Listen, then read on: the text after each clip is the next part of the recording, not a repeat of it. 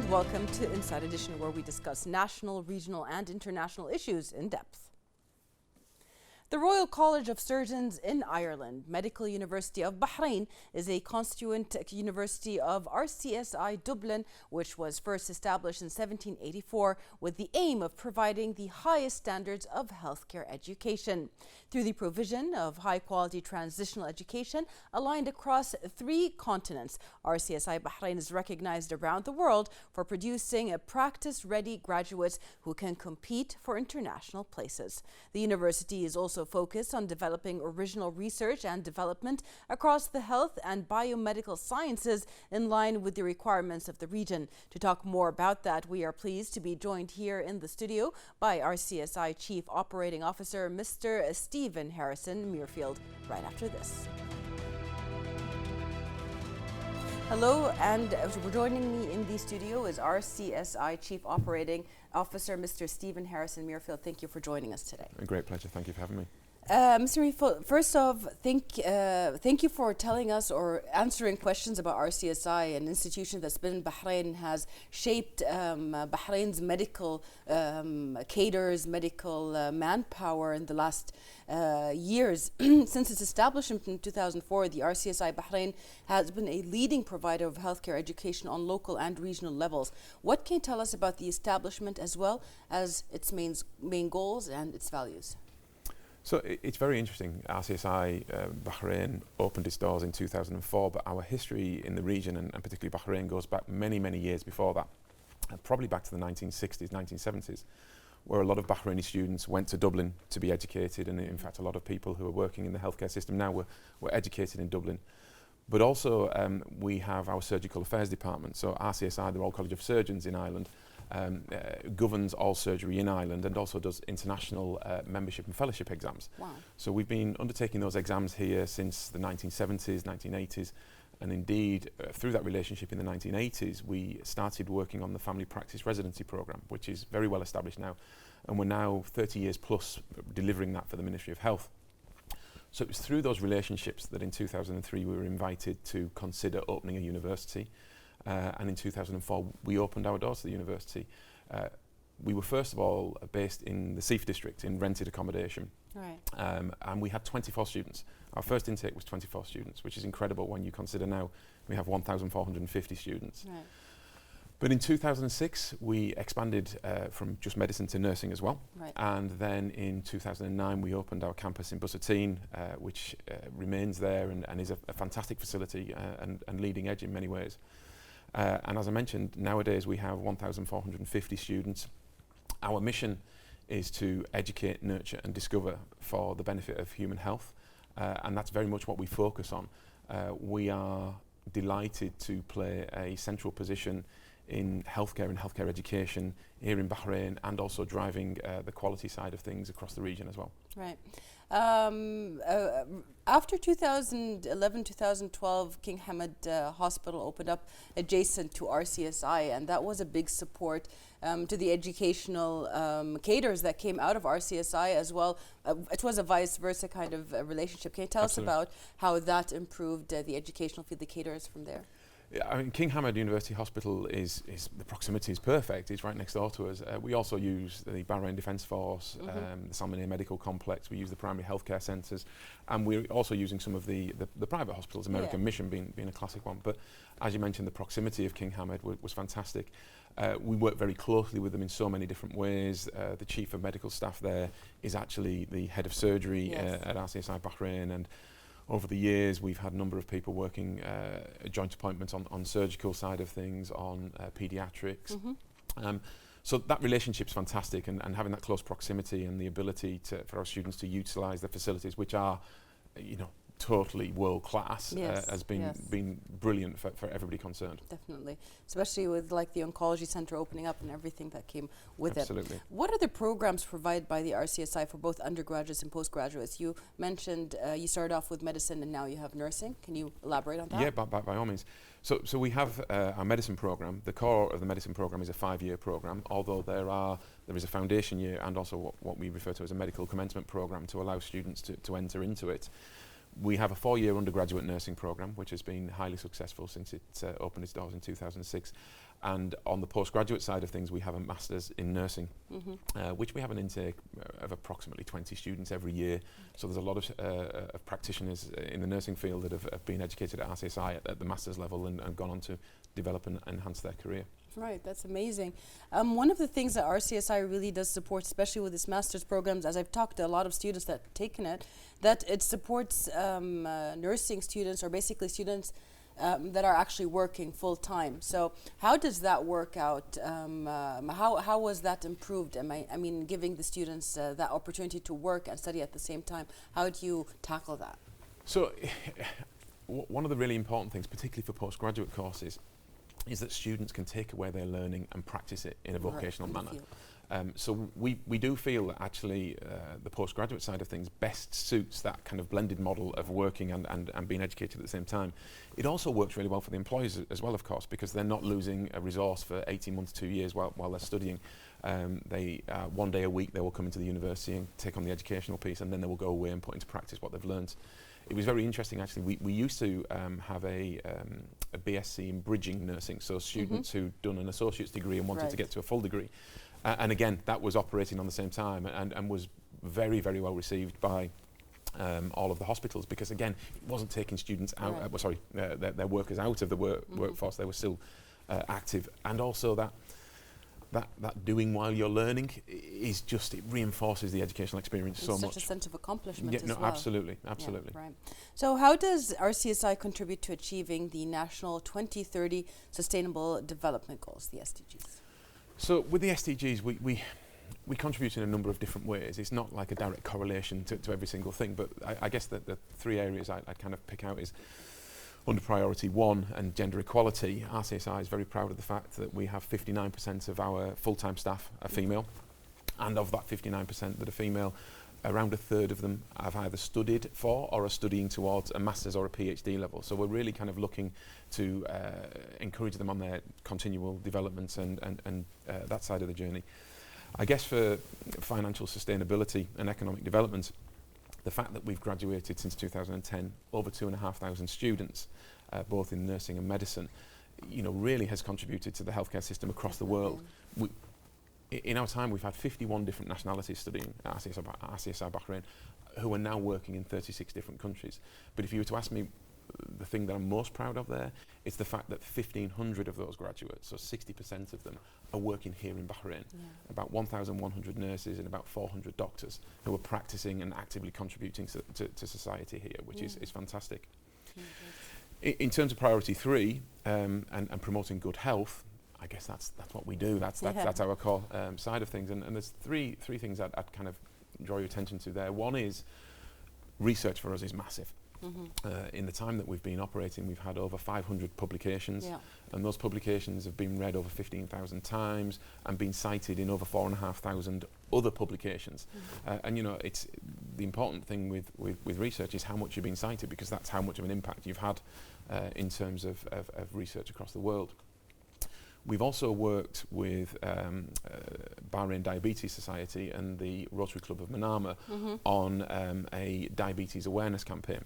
So this has been running now for probably, I think, 7 or 8 years. It's part of our curriculum, it's built into the curriculum, and during that time we've educated some 5,000 students, around 10, 11-year-old students, about type 2 diabetes, and particularly about healthy living and being aware of it and what they need to do in order to kind of avoid it. And it's been a massively successful program, but also it's been massively successful in terms of the experience that our students and staff have had during that time as well.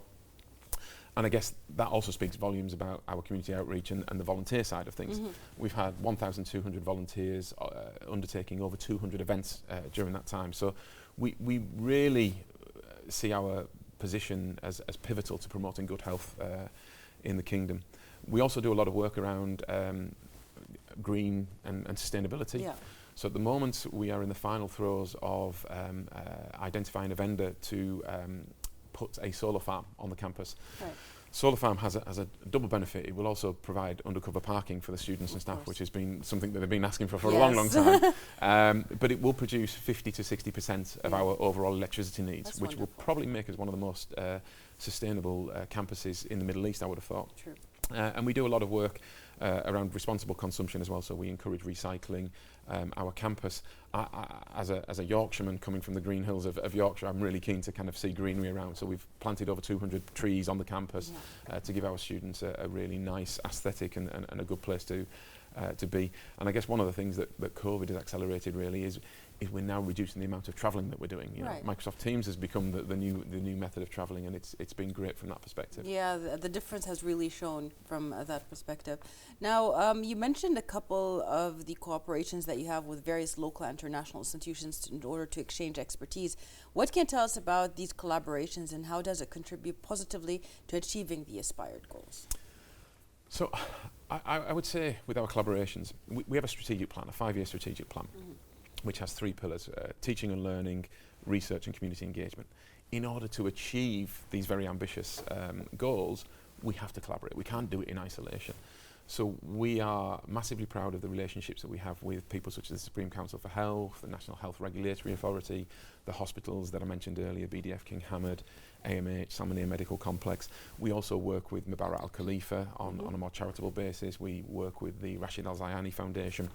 And those relationships on a local basis are pivotal to getting the input, as well as us providing input to those as well, but to provide the input about what we're doing and if it's working right. On an international basis, ultimately, we're an Irish institution, you know, so we work very closely with our home office in Dublin. But equally, we have relationships with a number of universities across the world. So we work with the Harvards of the world, the University of Toronto, Kochi University in Japan, the National University of Taiwan, Keele University in the United Kingdom. And those collaborations allow us to see what's going on in other parts of the world. So we're kind of not blinkered from that side of things. And it feeds into our strategic plan, because from a teaching and learning perspective, it validates what we're doing. It tells us, yes, you're doing a good job, or no, you're not doing a good job, and this is what you need to do. But I think most importantly, it shows us how we can improve what we're doing as well. Right. Absolutely. From a research perspective, research has really accelerated, particularly on an international basis just lately. We're doing a clinical trial with a big Japanese pharma company, SBI Pharma, on their supplement 5-ALA, to how it can help with recovery of COVID-19. Right. We have a collaboration with the Max Planck Institute in Munich, Germany, which is around the stem cell side of things, which is probably one of the most exciting things that's going on at the moment. And actually this coming month we will have a publication in Nature Communications, which is one of the world's leading scientific journals that's come out of that.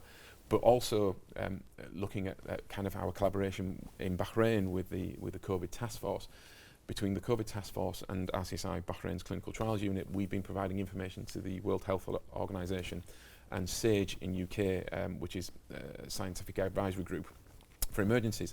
We've been providing them with data which has then informed their vaccine rollout strategy in the UK, which I think they may not have dealt with some things really well, but the vaccine rollout they've dealt with incredibly well, and it's probably seen as a template for a lot of people. So it's been massively positive, the community engagement, as we touched on earlier. One of the things that we do on an international community engagement is through Operation Child Life, is we will go to a country such as Vietnam or Lesotho or Tanzania, and we would take a preeminent surgeon who would do surgery that's not available in that country, but taking students with them to observe and see what goes on.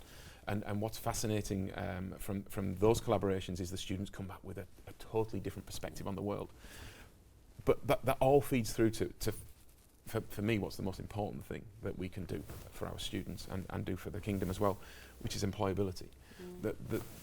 My daughter's just gone to university, so I'm paying for her to go to university. At the end of her degree, I want to know that she's going to be able to get a job and be employable. Right. And I see that as what all parents want. And so that's a massive focus for us. And the collaborations set our students apart, because they're able to kind of demonstrate that they've worked internationally, they've worked locally, they've contributed what they've learned from it. And you know, for us, the fact that we have a 95% employability rate in the first 12 months after graduation is massively important. Absolutely. For me personally, it's probably the most important thing. Absolutely. I mean, as you've mentioned, I mean, all of these collaborations basically are not only for RCSI per se, but it's also for the students of RCSI who are known to graduate from an institution that has all of these collaborations and actually makes the student face these different circumstances all around the world. Absolutely. How do you value the support provided by the Bahraini government to facilitate and develop healthcare education? So I would personally say, maybe slightly biased, that we've achieved an incredible amount. But I don't think we'd have been able to achieve half of that had it not been for the support that we've had from the government, whether it's from the Higher Education Council or the BQA in terms of the education side, or whether it's from the Supreme Council for Health and the National Health Regulatory Authority from the healthcare side, or indeed the EDB and Tamkeen, EDB helping us in terms of setting up here and continuing to help us, and Tamkeen in terms of the relationship with getting students into the workplace and that sort of things. So it's been incredible, and I think, you know, I've lived in Bahrain for 16 years, so maybe I'm slightly biased on that side of things as well, but I think that the education and healthcare perspective is very forward-looking, and you know, the stuff particularly the NHRA are doing around stem cell. Yeah. So Bahrain is one of a very small number of countries that has got a legal framework for stem cell research, which enables us to be able to do stem cell research, and that really shows that they're kind of pushing the boundaries and at the forefront, and we relish having the opportunity to contribute to that forward-thinking side of things. And so, yeah, I would do nothing but congratulate the authorities for everything they've done to support us, and hopefully we're contributing back in equal amounts. Definitely. When you go around the world, different countries, including Bahrain, the GCC region, illnesses and the prevailing illnesses of people differ. Our region within the GCC, we have a lot of sickle cell patients, we have diabetes, we have obesity. Does your educational pathway try to help students focus on the particularities of the region when it comes to healthcare, providing healthcare? I guess it does. Probably where I would say that we have more of a focus on that would be on the research side of things. But within the curriculum, of course, our teaching is focused on the prevalent disease that's here, because that's what the students get exposed to. So there's no point us talking about something that's not a relevant disease in this region. You know, we need to kind of look at those disease profiles and build it in. But on the research side of things, our focus is entirely on the prevalent diseases here in the region. So heart disease, obesity, as you mentioned, diabetes. So we really focus on that. And our view is that students must engage in research. They've got to be committed to lifelong learning and continuous development. Absolutely. So RCSI Bahrain provides constant support to research and researchers, as you've mentioned. Can you tell us about why it is important to have so much research? I mean, you've mentioned a little bit about the number of researchers that RCSI has already published, but why is it so important for these students? So I would say, to look at things, it's kind of the beginning and the end. Okay. So the beginning is research pushes the boundaries of knowledge. Without research, we won't learn new things. We won't, you know, create new solutions to issues that are there. Those new solutions to issues that are there then eventually work their way into the curriculum and become part of the formative side. So it's the cornerstone of education in so many ways. At the back end, as I mentioned, we want our students to be lifelong learners. So research gains their commitment to that lifelong learning because they're constantly pushing back on the boundaries. We're delighted that we've just opened the biomolecular and clinical trials unit in King Hamad University Hospital within the oncology section, and we're working very closely with them in the collaboration of that side of things, which has allowed us to do many trials on COVID, but also, as I mentioned, stem cell research is a big thing. We have 5 groups working on stem cell research at the moment. 3 of them are focused specifically on diabetes, 1 just generically on diabetes, 1 looking at the pancreatic islet, which is seen as a really critical future research area for a cure for diabetes.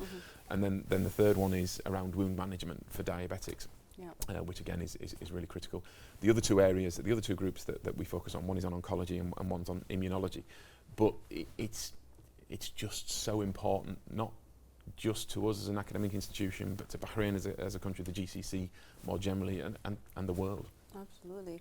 I actually saw the diabetic wound control unit. There's an hyperbaric chamber where, and it's marvelous the amount of work that they do there, the nurses, the doctors, and the research that came out of there, and even the people that actually had their limbs saved because of that kind of technology and research.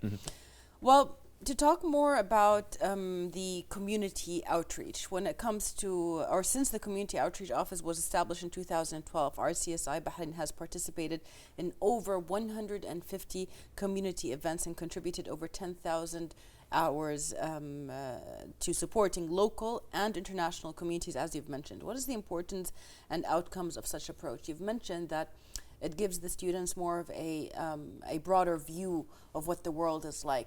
But how do the students choose later on to do this again? Is there an opportunity for them to go through these outreaches again through RCSI? Why is it important to do this over and over again?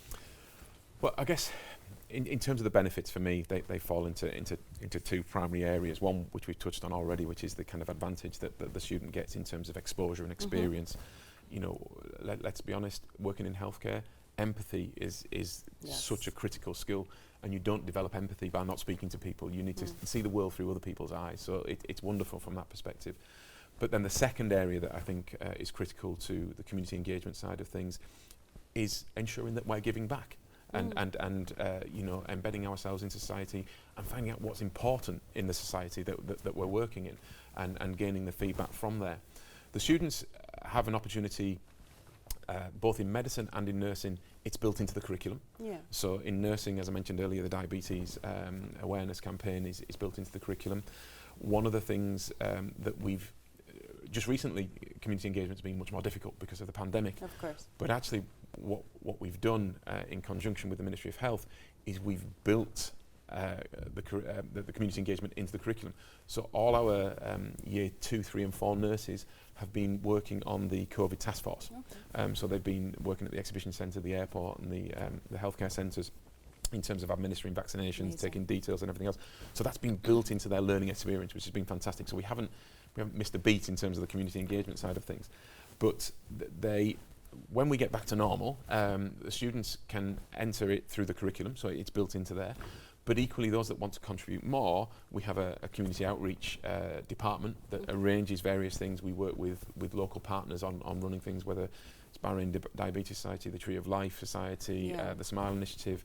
And so the students are able to do that. We do some basic things like beach cleanups and stuff like that.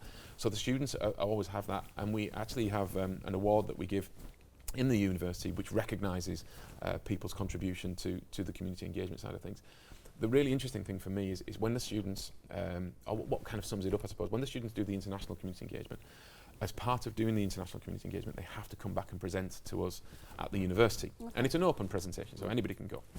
And I'm not ashamed to admit that I think of the 5 presentations I've been to, I think in every single one I've had a tear in my eye, because the passion and emotion that the students speak about their experience is just incredible.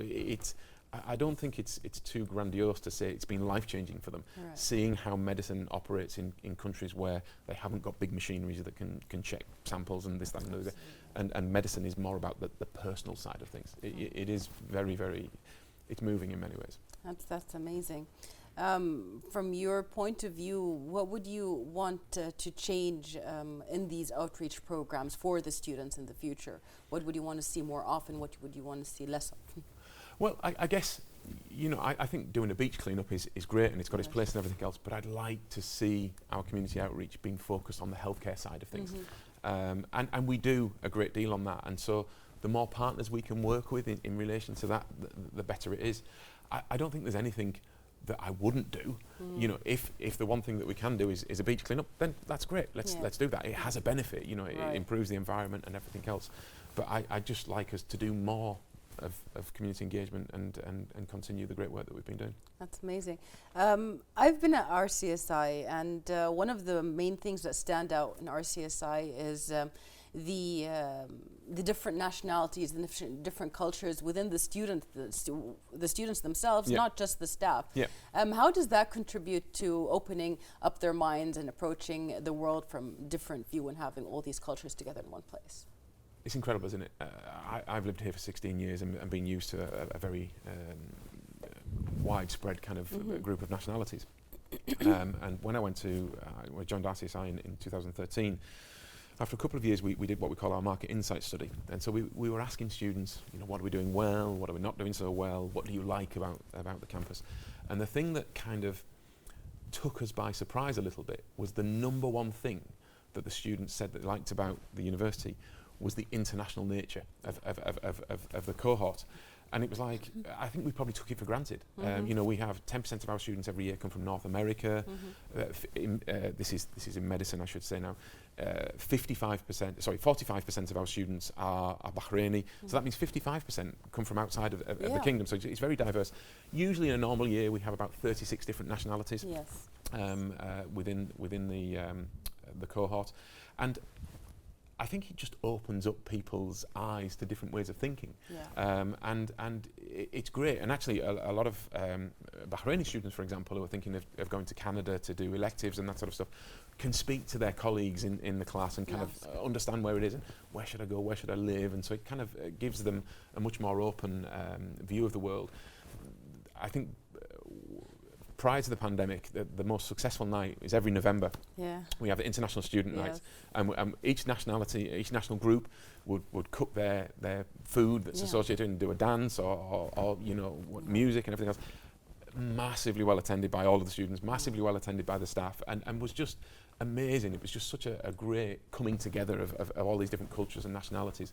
So it is, for us, it's really, really important. And the fact that we're attracting 55% of our students from outside of Bahrain, I think speaks volumes for our reputation as well. It does. It gives that personal flair and that educational atmosphere. Absolutely, yeah. The community outreach program or volunteer program offers RCSI Bahrain staff, students and alumni the opportunity to represent the university in various events. Can you tell us more about this program and its benefits? So the program is run through, well, there's two elements. One's in the curriculum and one's outside of the curriculum. So it's run for the students to go beyond their curriculum, and also obviously it's really critical for the CV development and building and everything else. So from that perspective, we are looking to give back to the community and also develop the skills and the attributes that we would expect of high quality healthcare practitioners. I think particularly for our students, where it might be the first time, you know, 55% international students, it might be the first time they're working in an environment that they're unfamiliar with. It's just a fantastic learning experience. It is. How did the current health circumstances change the teaching and learning process, and how do you see the future of healthcare education after the pandemic? I mean, we've seen, you've mentioned a little bit, Teams is the new go-to. We've also mentioned that when this is over, it's not going to be over.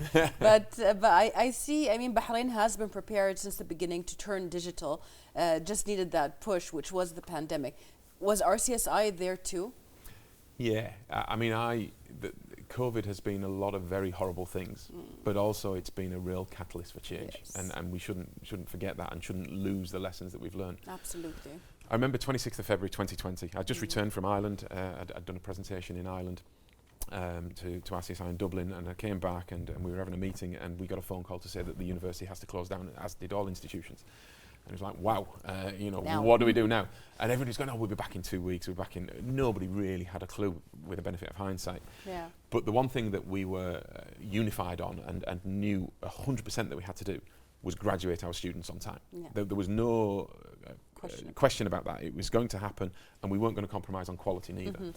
So we worked with the authorities in order to ensure that we could conduct our examinations in a safe manner. And we got our graduates out on time. The medicine students and the nursing students graduated. And I think that was critical for two reasons. One is the students had worked all this time to just be like a month or two before graduation to kind of miss out. That just is not fair. But also, if there's ever been a time in global history that we've needed doctors and nurses, the last 2 years has been it. So, you know, it was critical for us to do that. And again, in 2021, it was critical for us to do that. So our priority was to get our graduates out and make sure that our students were taught and came out at the same level without compromising on quality. I think for the future, I would say the pandemic has probably been a slight death knell for the didactic lectures. The big lectures with one person sat at the front with 200 people in there. Those now are recorded. The students can dip in and out of them whenever they want. They can watch them 100 times if they want to. They can use them for revision. Whereas when they're just there once off, they've just got their notes to rely on. So I think that's a major change going forward. Small group teaching, which was growing in importance in any case, has you know, grown even further. We I've always had small group teaching. We've used Microsoft Teams really effectively to do that. There's certain elements of small group teaching that you can't do through Microsoft Teams, the communication, empathy, interpersonal skills. But what we've done is we've broken our year groups down into learning communities. So rather than have 200, we have 4 groups of 50. And those 50 are able to share their experiences and become more intimate with each other in terms of sharing knowledge and that side of things. So that's been a really positive thing. We're moving now very much to case-based learning, which is a really an excellent way of teaching. And one thing that's grown, we were doing it already, but it's grown exponentially, is simulation. So our partner hospitals naturally could not give us the access that we've been used to. 100% understand and agree with it. They were great in still providing us with access, but it was limited. So we then needed to look at how do we do those interpersonal things that doctors and nurses really need. Right. So simulation was the way that we went. Now simulation can take a couple of forms. You can buy mannequins, so birthing mannequins for obs and gynae. Or alternatively, one of the things that we've done is we've grown our simulated patient unit. So we have, I will describe them as actors. So these are lay people who we will give them a brief about what symptoms they need to display, and then the students will come and they will hold a consultation, and the patient will simulate the disease. And that's been fantastic. Add to that the use of technology. So, there's been a proliferation of fantastic technology, anatomy models that you can literally delve into using virtual reality, walking down people's veins and into their heart and everything else. That's been fantastic. And an area that's the area that let us continue and graduate our classes on time and was sure of the quality was proctored examinations, online proctored examinations. Okay. So traditionally, examinations have been done in big rooms, 200 people with 10 people watching them. The sports hall. Yeah, the sports hall indeed. Yeah, it's still there. But now what we're doing is students sit with a computer. The camera is recording what they're doing. The algorithms are so intelligent so that we can see if people are looking off to speak to people that are talking over there, or if they're looking at their phone or anything else. And actually, it just makes the whole process so much more versatile. It actually de-stresses the examination a lot, because there's nothing worse, I think, waiting with 199 other people to go into a big hall and whatever else. So it just allows us to do that. And obviously, using technology, we can also use online examinations in terms of multiple choice, which can then be collated immediately, so the results coming through. So it's just enhancing the experience so much more. So I won't say that large-scale hall-based examinations are gone forever. I think you will see them gradually dwindle, and online proctored examinations will be the future. And they had, as I said, they're so much more rigorous, but equally at the same time they take the pressure off as well. Yeah. So all these lessons are coming through now. I've been back in the campus for the last couple of weeks. It's just fantastic to see people there. It's so wonderful. But they're just in smaller groups. They're not hanging around in big groups. Everybody's kind of been sensible and pragmatic. I think what the Kingdom has done in terms of controlling COVID has been phenomenal, and has allowed us to get back in a meaningful way, in a very safe way as well. Definitely. The future of education has changed everywhere, and healthcare wasn't an exception from that. I mean, when you even look at the research presentations that were given by RCSI students recently, they actually reached a larger number of students because it was online. Absolutely. Instead of you having just 20 or 30 students come into the auditorium, you actually had 100, 150 that we're now watching on Teams. Absolutely, and it makes it more cost effective as well. If you can log in from your office or bedroom or wherever you are in order to get there, maybe you just flying from Dubai to Bahrain, but that's prohibitive in terms of cost. So it does open it to an entirely new audience. And I think what you'll find in the future is hybrid methodologies, whereby you will have conferences where people are meeting together, because it is good to network and everything else, but people will be able to link into those using technology. Absolutely. Modern means of social media facilitated direct communication with target audiences, especially during the pandemic. How does RCSI Bahrain make use of that? So I guess one of the things that I've always been very proud of with RCSI is that we speak to our students all the time. In fact, probably they would say too much. But we've discovered that social media can be a critical part of that. Whereas it used to be perhaps email previously, but now moving through Microsoft Teams, you have the chat functionality on there, so you can kind of send various things through there. I'm like a Facebook person, okay? That's as far as I go, sort of thing. My children on Snapchat, they're on Instagram, and the marketing team and the student academic records team are using these channels in order to connect with the students, which is fantastic. One of the things I think is really important throughout the whole pandemic and before the pandemic as well, but probably more importantly during the pandemic, we've been connecting with our students to say, look, we're doing things this way. We've got to do them this way. What's going well? What's going not so well? What could we improve on? What could we continue doing and enhance even further? And they have been superb.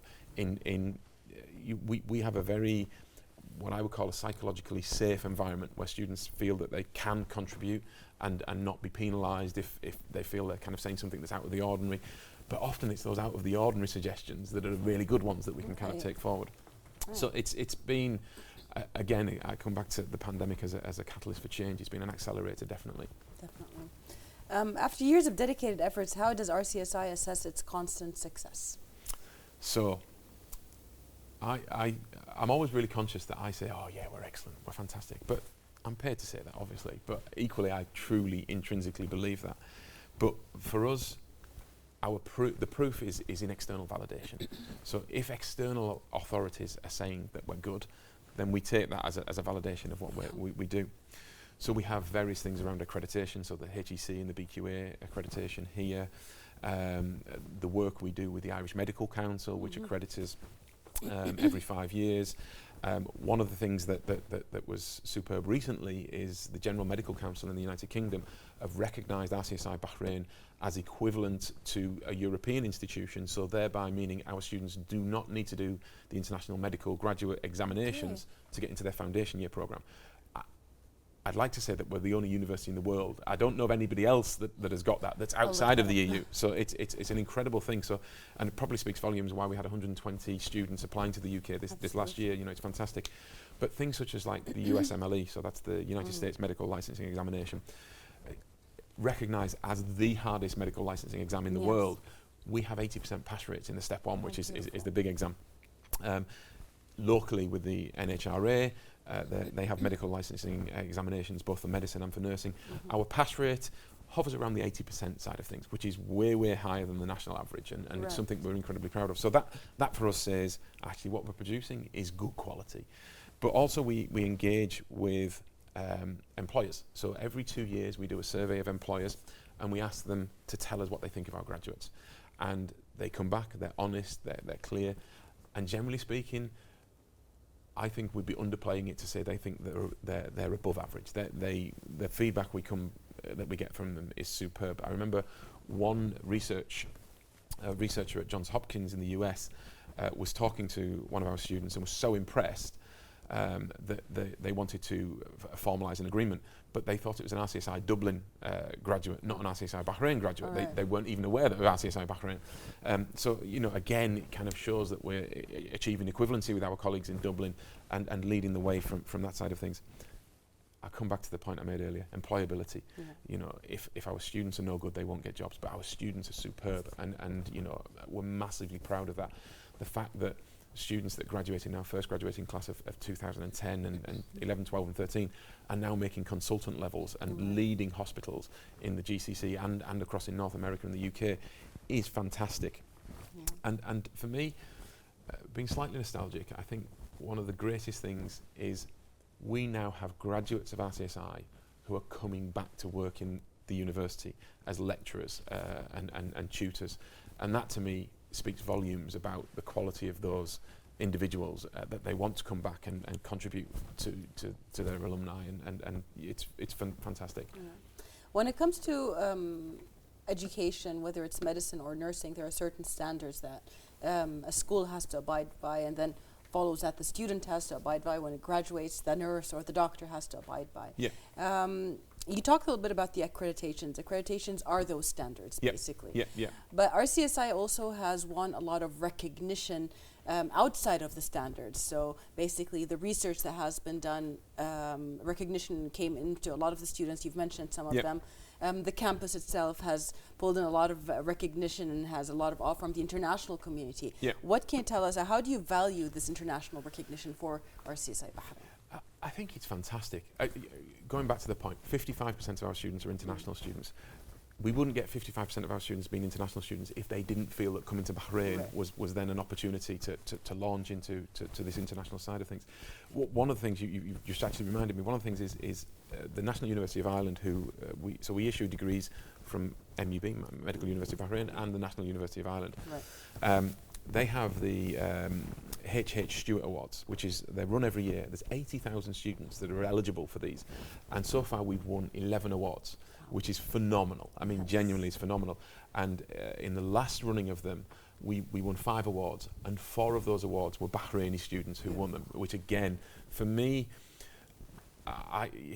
my job here is about ultimately, when I leave Bahrain, I want the institution to be a Bahraini institution that is full of pedigree, and it's those kind of things, that kind of validation that gives me the faith that is what will happen. Absolutely. Well, before we end today's show, I'd like you to tell us about the future plans and upcoming projects that are prepared by RCSI Bahrain. Yeah, that'd be a pleasure. It's quite an exciting time, I think. 2024 will see our 20-year anniversary, and we hope by then to have installed the solar farm that I mentioned earlier. Mm-hmm. Our facilities, whilst excellent, we need to expand them. You know, that COVID has taught us that actually small group teaching is really important, simulation is really important. We want to move out the sports hall and have a dedicated graduation hall. Yeah. And so we are in the process of designing an expansion to our facilities, which will double the internal capacity of the university, which will be fantastic. Beautiful concept that's come up, and we're going into the detailed design side of that.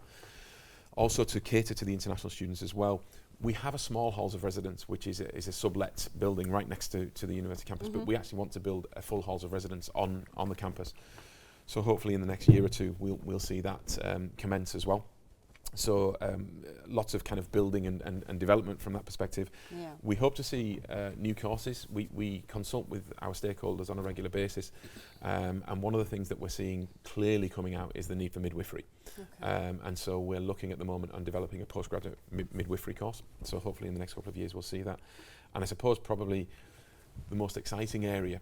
So we have these 3 pillars, which is teaching and learning, community engagement and research. To be honest, research lagged behind until probably 2-3 years ago, and we're really accelerating on the research side of things, and the stem cell stuff is so exciting. Yes. So I would hope that we could enhance our reputation in the research side of things further and further and further, but that would have a butterfly effect in terms of Bahrain and creating the ecostructure that's required for research in the kingdom generally. Yes, so we'll elevate the research arena in Bahrain and the world. Absolutely, absolutely. Definitely. Yeah. Thank you so much for being with us today and answering all of these questions, and we hope to see you again another episode where we can talk about these plans or these projects that have been executed by then, hopefully. Thank you for being with us. A great pleasure. Thank you, Sarah.